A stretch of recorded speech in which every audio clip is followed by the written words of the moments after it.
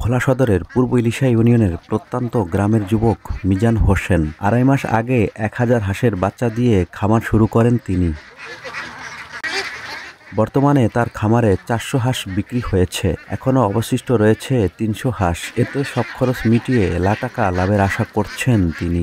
১,০০০ বাচ্চা তুলছিলাম আপনার ৩৫,০০০ টাকা দিয়া। পরে আমি আপনার খাওয়াইতেছি, বর্তমানে ২.৫ মাস প্লাস বয়স আছে।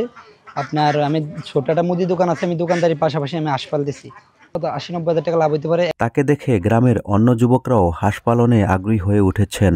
মিজান ভাইয়ের যে খামারটা, এটা দেখে এর আশেপাশের যে যুব সমাজ আছে তারাও এরকম খামার করার জন্য উদ্বুদ্ধ হচ্ছে।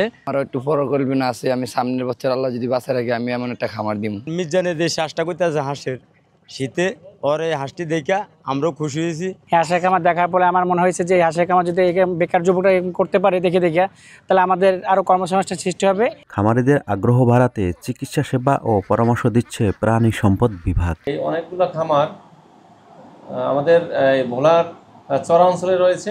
এইসব খামারিদের আমরা সবসময় ভ্যাকসিনেশন এবং বিশেষ করে ডাক প্লেগ এবং ডাক কলেরা এই দুটো ভ্যাকসিন নিশ্চিত করতে পেরেছি। এবং এর বাইরে যখন কোনো অসুস্থ হয় আমাদের ভেটেরিনারি মেডিকেল টিম বা আমাদের অফিস এসে সরাসরি তারা চিকিৎসা নেওয়ার সুযোগ রয়েছে এবং আমরা সে ব্যবস্থা করছি। পারিবারিক ও বাণিজ্যিক পর্যায়ে জেলায় ৭০০-এর অধিক হাঁসের খামার রয়েছে। কম কষ্টে অধিক লাভজনক হওয়ায় হাঁস পালন তরুণ উদ্যোক্তাদের জন্য খুলে দিয়েছে নতুন সম্ভাবনার দিগন্ত। ছোটন সাহা, দেশ টিভি, ভোলা।